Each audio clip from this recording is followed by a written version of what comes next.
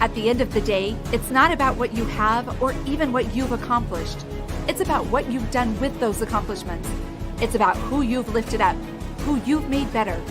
It's about what you've given back. Denzel Washington. Welcome to Inspire Vision. Our sole purpose is to elevate the lives of others and to inspire you to do the same. Stacie, welcome to the show.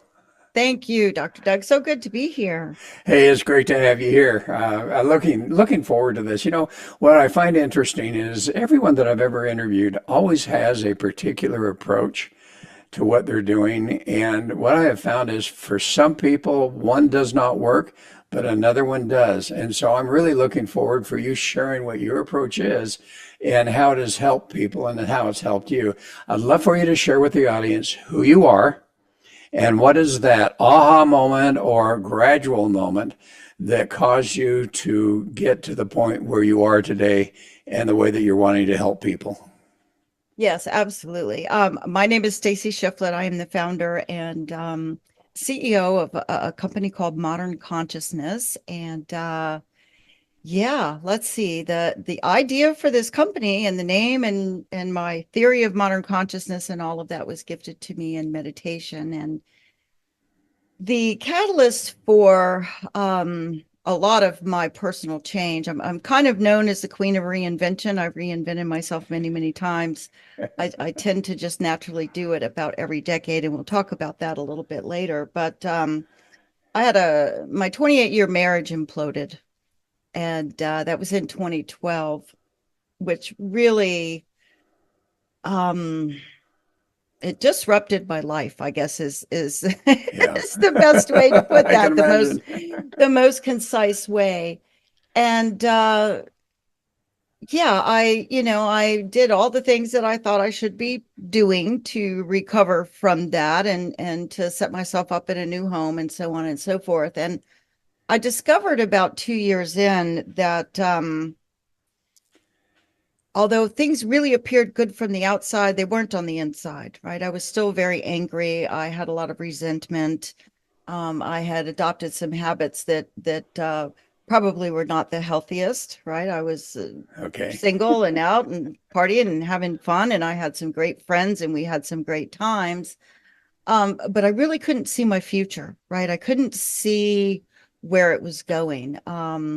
I had a construction company at the time, and that company really afforded me the opportunity and the luxury. I truly was an owner and not an operator. It generated a good income, and it truly afforded me the opportunity to dive very, very deeply into personal development. And I remember the first person's office I walked into that was, a theta healer and a personal development coach and so on. And he's like, "Why are you here?" And I said, "Well, because I'm tired of being angry," right? I think often when we get tired of our own stuff, we make a change. And so that was the start of that journey, which now has been over a decade. And I spent 2 years as a Tony Robbins Platinum Partner traveling the world. I've studied all sorts of modalities from energy healing to neuro-linguistic programming, you name it. I've invested a lot of money and a lot of time in all of that. But that's how it started. Wow. And you're writing a book, or you've written a book. You've got one coming out. Yes, I have. Oh gosh, I think I have 4 compilation books that I've done so far, but I'm finally biting off a solo book, and it is called Treasure Map to Joy. And I actually do have a book coming out, probably in about another 30 days. I think they've gone to print now, and that is a compilation book. I guess this will make 5 compilation books, and that one is Mindset Matters with Jack Canfield. Oh, great. Well, and it's fascinating how those experiences, some people have those experiences and they become victims, and they find their lives just victims, and they always make choices that prove to themselves that they're victims. Obviously, what you did was decide, I'm not going to be a victim of this. And obviously, with all of the studies that you've done, you've come to a different field. So as you think about that, what is modern consciousness? Modern consciousness to me really is living life with intention.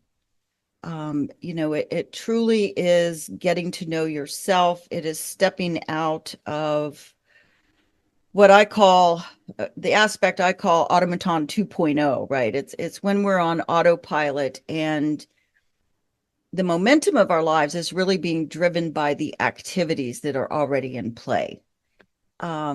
Oftentimes we're still executing against decisions we made decades ago, and we're really not taught, at least I wasn't, really not taught to sit and contemplate and reevaluate our lives in a holistic manner as we proceed through life, right? We keep chasing things that we think will make us happy, and we think they'll make us happy because we've been taught that is, that level of success or whatever it is, Right. will make us happy, whether it's if you have 6 children or a career or, whatever it is.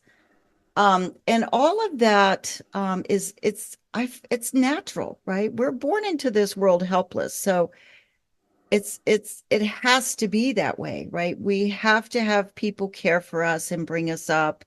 And then we're put into institutions, whether those are, we're raised in a church or a school, and, we have to be molded and shaped because we come into this world completely helpless. And I think it's just a natural transition of things, right? And at some point, I find that a lot of people, that little voice in their head starts, saying, gosh, there's got to be more to life than this, right? There just must be more than this, because we're running ourselves ragged trying to keep up with what I don't really know, because, we haven't sat and really reevaluated it and thought about what is it that we want in this season of our life, right? Because the seasons of life change. Well, that's true. We have multiple lives in this life, don't we? Yes. Oh gosh, I've lived many. I've lived many. Yes. I laugh about that. It was interesting. I've spent a lot of time in Thailand, and as I've been there, I've obviously loved to study different religions and so forth. And one of the things I found was that there was an individual that took the original Buddhist teachings and really explained those in an English way. And one of the things I found fascinating is that, he says, Buddha talks about multiple lives and everyone talks about multiple lives. He says, but what he's really talking about is multiple lives within this life, how we can literally change and create a new life for ourselves. And I thought that was fascinating because, I've never heard that before.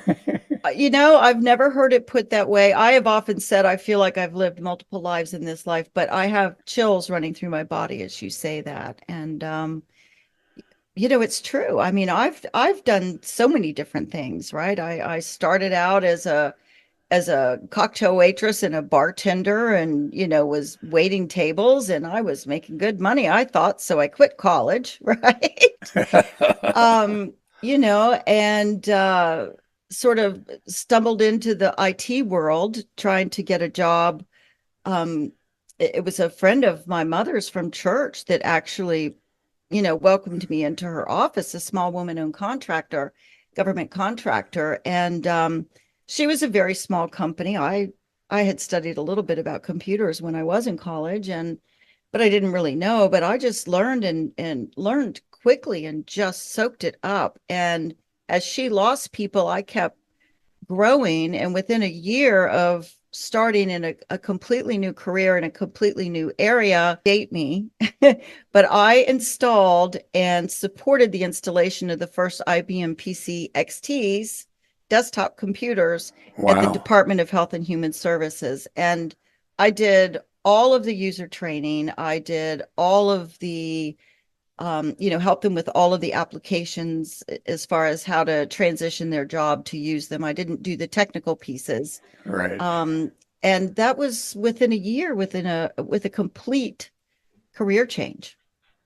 Well, and it's fascinating. The one thing that comes to my mind is as I've observed people who for instance, in your case, you were doing well with your construction company, which gave you the ability, which was a real blessing, to be able to go out and start researching more. And it's fascinating how I think there are many people that say, well, I don't have a college education, so, I need to have that in order to be successful. And yet, those that have had college educations or partial college educations, I can't tell you how many of our leaders right now in personal development were chiropractors who quit their chiropractic practice and started doing the same type of studying that you're doing and following different, gurus, and now have done an entirely different thing and are making an entirely different type of difference in people's lives. And that's what you did. And I think it's important for people to understand that, what, all you have to do is be curious. And ultimately, with curiosity, and if you're willing to really look into whatever is interest to you, you can find yourself as successful as you choose to be. I agree with that 100%. And I often say our own personal development, even when we look within, I use the word curious a lot. It's with open curiosity and it's mindset and it's belief, right? So I believed that I could do well at that first office job, right? And I did. And that career took a number of course changes for me. And I ended up in federal government acquisition. We had software that automated all of those processes. And I ended up just by chance, really, as a subject matter expert in that field because I stayed with it and I did well with it. And that culminated, talk about you really can do anything. That culminated for me in doing an acquisition of a $50 million software company without investing a penny. I literally just woke up one day and said, I need to buy this company. I didn't know how. I have goosebumps again as I'm telling you that. I just knew it was meant to be.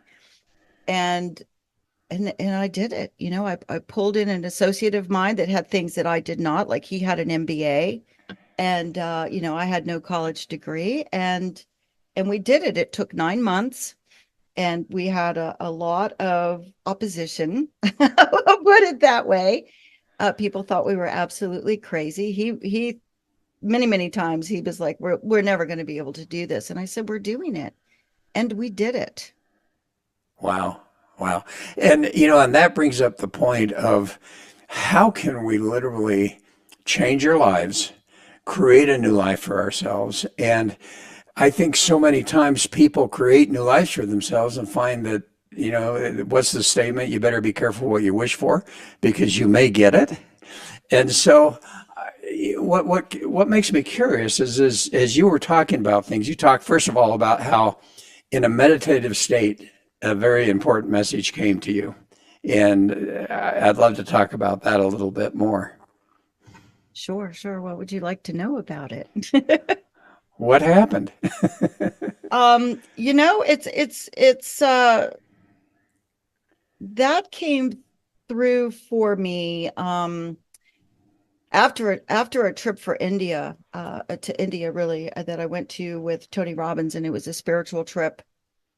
And I also did a mission trip there with an organization called Free a Girl that works with human trafficking victims. And wow, what an eye opener that is, right? One way to open your mind and to appreciate and have gratitude for the things you have and to have compassion for other people is to expand your worldview to see what others in the world experience. That was such a profound trip for me. And I can talk to you more about that if you want. But,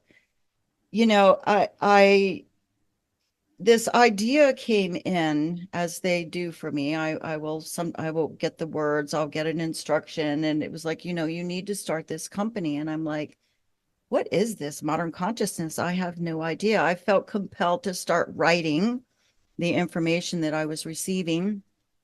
And that included aspects of modern consciousness, which are automaton 2.0. And then we move into an awakening soul and, illuminated adept and transformer, and it's nonlinear. So all this information. So I started capturing it, and it was a very interesting concept. And then I was like, okay, let me start researching this field. And so I did, I'm an analyst by heart. So I Yes. started, researching the personal development field and coaching and, like companies and who I might like to model. And, I was sort of told some of those things. Um, and I resisted it. I resisted it for probably 2 years. Really?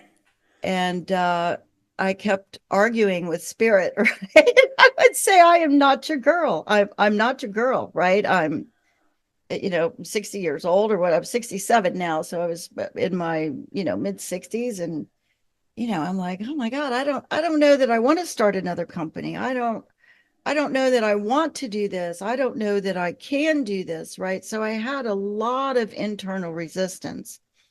And I'll tell you something about resistance, and that is the opposite of that, which is surrender. So I was here in my home one day, and this was probably a couple years ago, maybe a little bit more.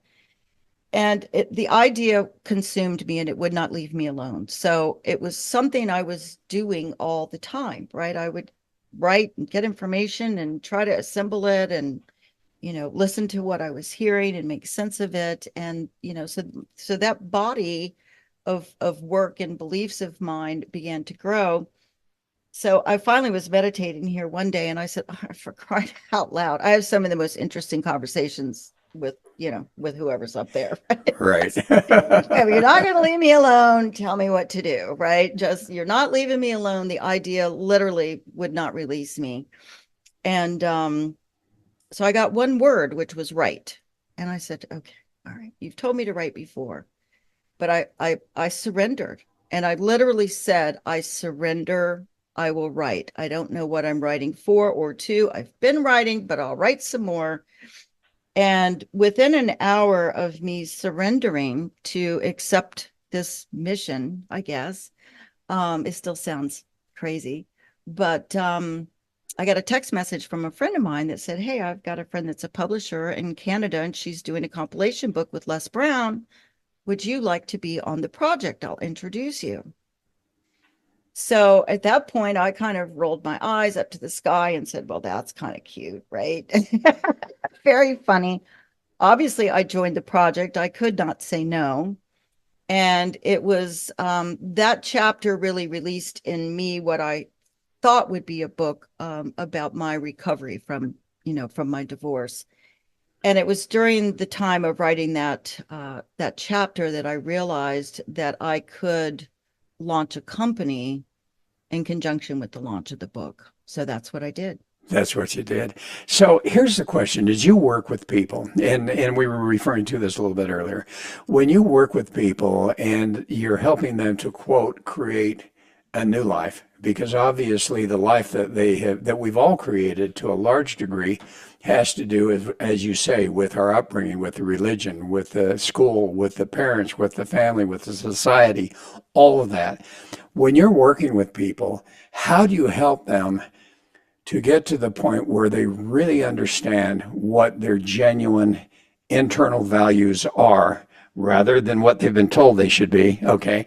How do you help them to get to the point where they can identify what those values are so that they can start to align their new life with those values so that, as we said, be careful what you wish for because you might get it. Well, this time what they wish for, they actually love because they got it.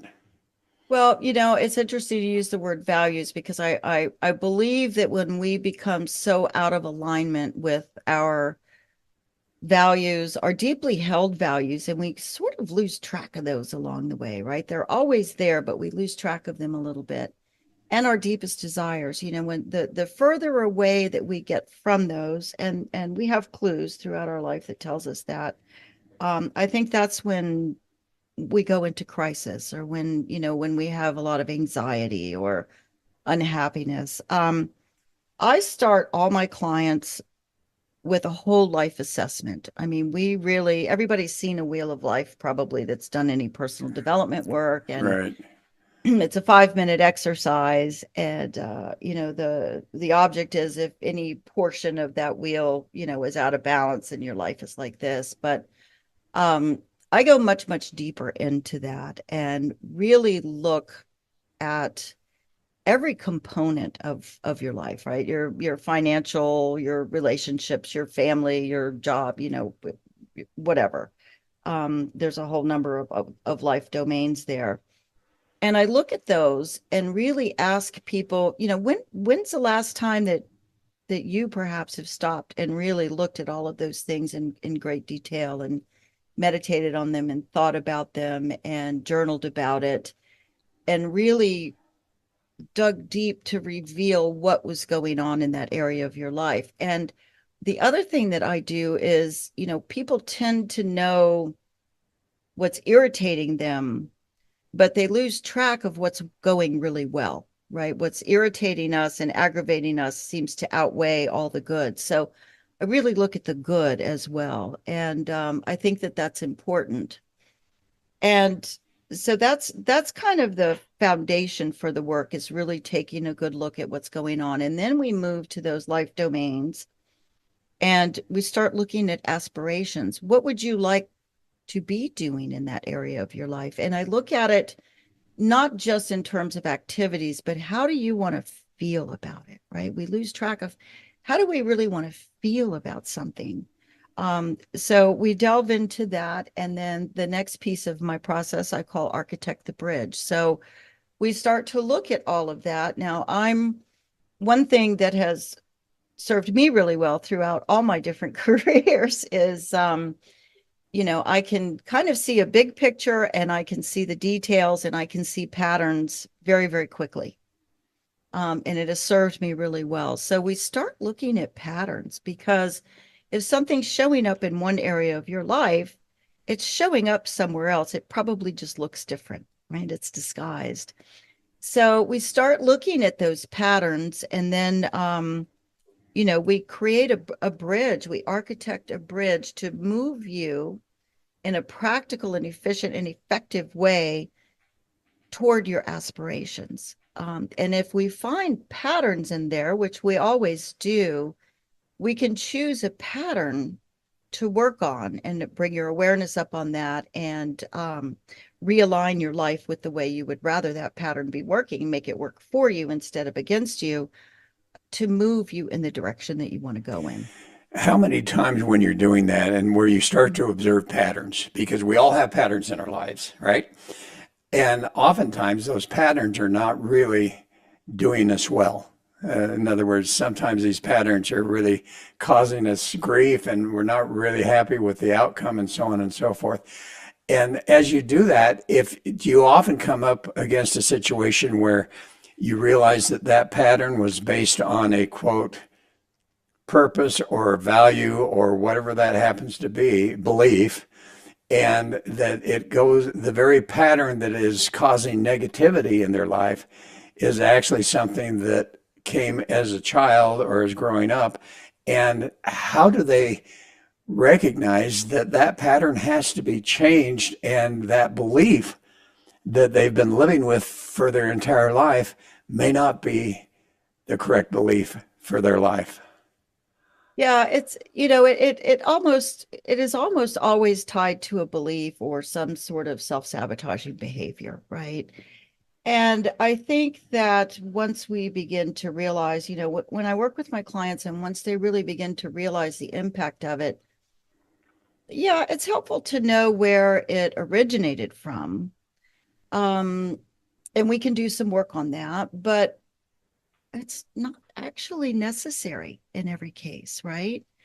Let's take let me see, let's take a client that a woman that's an entrepreneur, and she has a small business, and gosh, she's just not achieving what she wants to achieve. And this is an example I'll give you. And she can't hire anybody. She doesn't have enough money to hire anybody, and she's just got too much to do, and she's just drowning. And when you really start looking at that, what are you contributing to that? That's a really important question to ask. And that's how we get down to some of that. So in her case, she's not hiring anybody because she has trust issues, right? She doesn't trust that anybody, she's a perfectionist, actually. She has a Right. self-sabotaging Okay. behavior. She's a perfectionist. Nobody can do it as well as she can do it. All right. Well, you can't grow your business with that belief, right? You just can't. So sometimes it's just the practical reality in there, right? And the money issue, her money issue, she was very frustrated.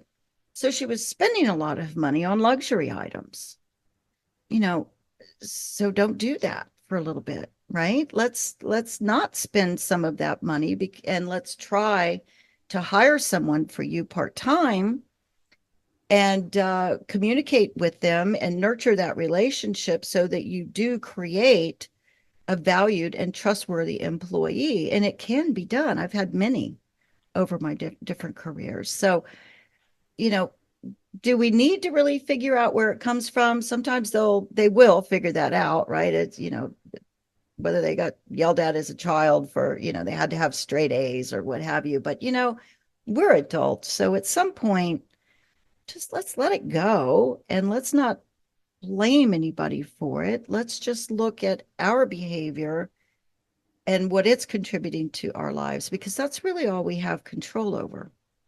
Well, and I know as I was on your website, I noticed you advocate EFT, NLP, mindset, consciousness, all of those types of things. And those are actually activities that I know many individuals who are mentoring or guiding use to help someone to really discover those beliefs that are not good for them, that are actually self-sabotaging. So have you found any of those work well, or do you find that you use a combination of all of those things as you're working with people? I kind of use a combination. A lot of the theta healing training that I did, and I have a number of certifications, probably 15 in that modality alone, resulted in an enormous amount of healing within me. And I love the modality. It also took a few years. Yes. So Overnight doesn't work, does it necessarily? I think we can do it a little faster than that, right? And tapping, I love EFT. Emotions definitely get stuck in our bodies, and it is a great way to release it. And if we story tell through tapping, that's actually an amazing practice. If the person, a person learns to do that, it can't necessarily be me tapping them through that, but if I teach them how to do that and they can sit with it, your mind and your body will delve into that, and it will start revealing the secrets to you.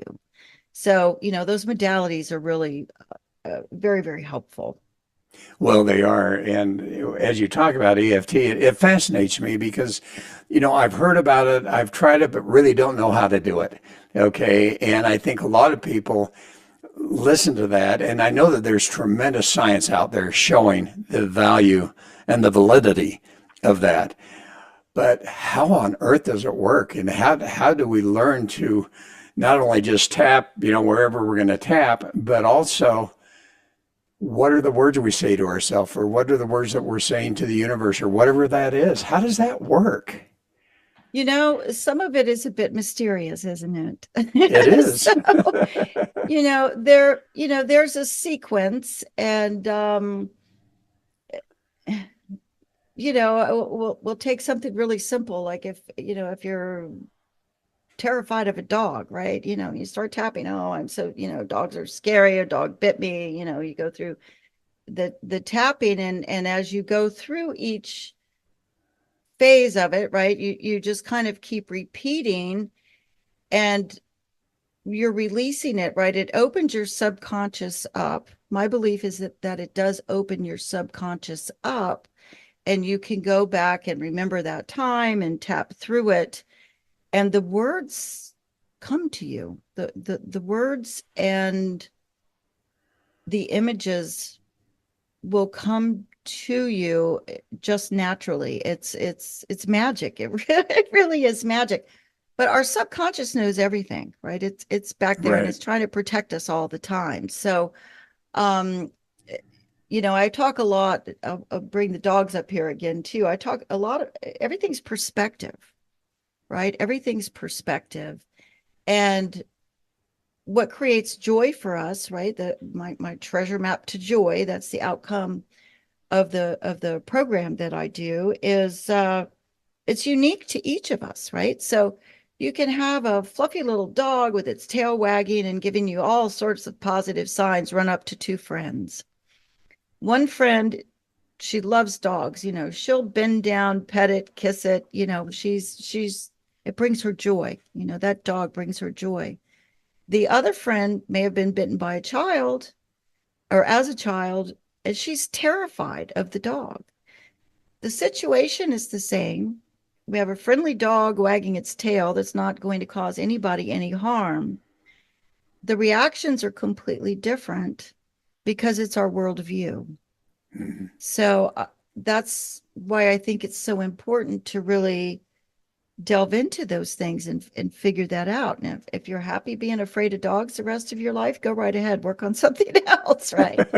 If you don't want to be, then you can take small steps in the direction to change it. And that analogy will work across the board, right? Well, that's true. And I know you've talked about, and you maybe already have covered that, but I know, again, when I was on your website, I was looking at this four states of being. Um, what are they? And have you identified those? Because one of my beliefs is that we have been brought up so much to do. Do this, do that. And particularly when you look at religion, particularly is like, you've got to do this, you got to do that, you got to do that.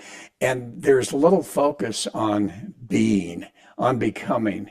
And yet what really struck me is when I saw those words, four states of being. What are those if you haven't already covered them? Or let's cover them Yes, again. it really is being, and you're right. We're taught to do, right? We're taught to do our homework, get good grades, go to college, get that's what we're taught to do, but we're not really taught to be with ourselves. Um, so the first phase of that, and they're really, I call them aspects. They're not sequential, they're not linear, because we can be in any of these aspects of modern consciousness at any time. One part of our life can be in one area and one part can be in another. So the automaton 2.0 is it's really running without that part of your part of your life is really running without any intentional conscious direction from you. It just is, right? It's Mhm. already in motion and you're being pulled along with it. And oftentimes that's when we really begin to get dissatisfied, right? We might be in a career that, I had a friend of mine years ago. She was an attorney, and she worked and worked and worked and worked and worked, and the firm she was in abused her and abused her and abused her. Um, and she was miserable for years, miserable. And it took forever, what seemed like forever, for her to actually step out of that. And there was a bigger life crisis involved for her in that, which caused her to finally step out, right? So Mhm. it impacts everything. So that's the automaton, right? When we think we don't have choices, we have to keep putting that foot in front of the other and just going down that path. We do always have choices. So the next aspect I call is an awakening soul. And I think there is a push to get us into that aspect, and that is some level of dissatisfaction, some crisis, some anxiety, some unhappiness. We finally start listening to the voice in our heads that says, "Oh my God, what are you doing? There has to be more." And that pushes us into the awakening soul, and that's really when we begin to explore and learn and start to collect some knowledge and learn about things that we probably weren't taught before. I learned a ton of things through that phase, right? So, I'll bet. Yeah. meditation, I didn't know anything about meditation. It's kind of daggone hard to be still. But then you discover, I can remember I discovered that I could feel the energy moving around my body, right? And we're not really taught that, at least in this No. culture and whatnot. So, so that's the awakening soul. And then in that aspect of modern consciousness, we begin to make some changes in our lives, right? And we begin to adopt some new behaviors that are healthier for us. And by healthier, I mean they're bringing us closer to our center of being and our values and our desires and where we want to Right. be. And we start to embody some of them, right? And when we start to embody some of them, I call that aspect the illuminated adept. And an illuminated adept continues this learning, right? And the thing that's so interesting about this, and I think this is probably why so many of us get into this business, once we start learning some of these secrets and we start feeling better, doesn't everybody want to feel better? We want everybody to feel better. We want Right. everybody to know this stuff, right? So then we transition it to what I call a transformer. And a transformer has transformed many, many things about themselves. I'm a completely different person than I was a dozen years ago. And we also transform the lives of those around us. And whether that's, I think that it all begins within and it radiates outward from us into our communities, whatever that community is, whether it's a geographic community, whether it's being kind to your neighbors, whether you're, um, whatever it is, Whatever. Yeah. nonprofit, whatever it is. And so that's the ultimate, is that transformative, where do you find that once they can reach that transformative, where they're really reaching out and touching the lives of others and so forth, that they start to really experience true joy? And do they finally come to a realization of who they really are and the goodness that dwells within them? I think we do. And it's interesting because, I talk about treasure map to joy. And of course, not all moments are joyful, right? We have a death in the family, we're going to grieve. There are things that make us unhappy. But what we learn through this process is to still stay centered and honor those things as well, right? So if we stay centered and allow ourselves to process something such as grief, we understand it, we process it in a healthy way, we don't get stuck there.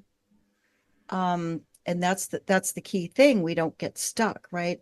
But we can honor those moments and reap the good from them and the lessons from them and acquire more. Oh, the word is just left my head right now. Virtues. There's all I could think of was values. We acquire more virtues along the way. And all of that just rolls into making us a happier, more joyful, centered, well-balanced person. So, do you have, other than yourself, do you have an example of someone that you've worked with where they really were struggling so desperately and you were able to help them to get to the point that they're now really who they really are and enjoying life and experiencing that joy and peace? Yeah, it's a process. It really is a process. And the most interesting thing about it is the universe never tires of giving us lessons. So true. So it really is adopting the mindset of continued learning and growth, right? So that's what I see in people that I work with, right? They level some things out, they get portions of their life under control, they start to understand themselves better, how they relate to the world, and that makes them happier. Right. Sometimes it's not even a big change that's necessary. I actually have two things I'd like to share with you. I had a client who, had a great marriage and she still does, but he retired.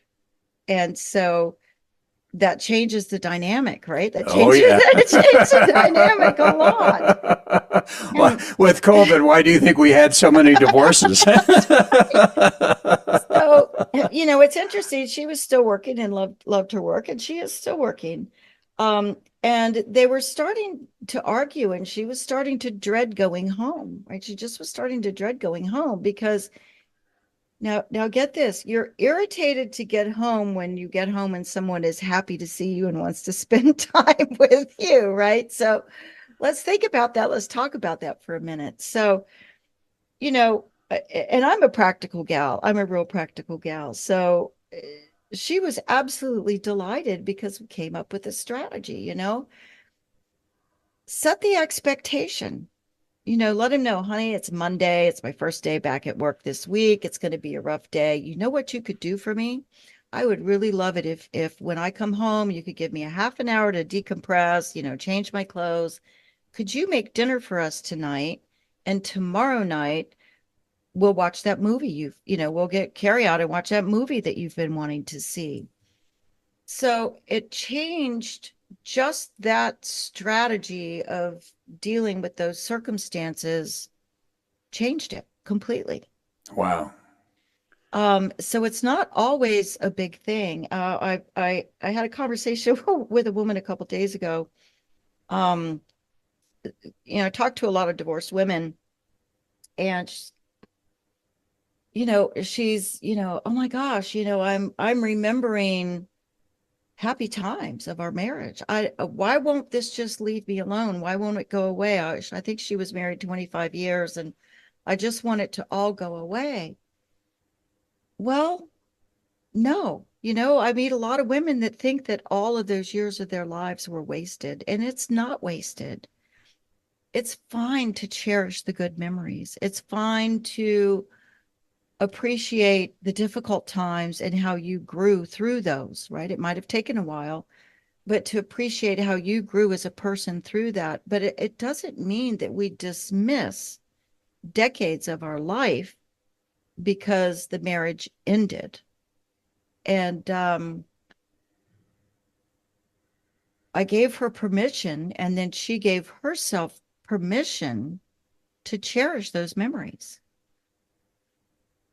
And the thing that I pointed out to her, she was already in another relationship, and she said, I just want to move on. And I said, honey, you've moved on.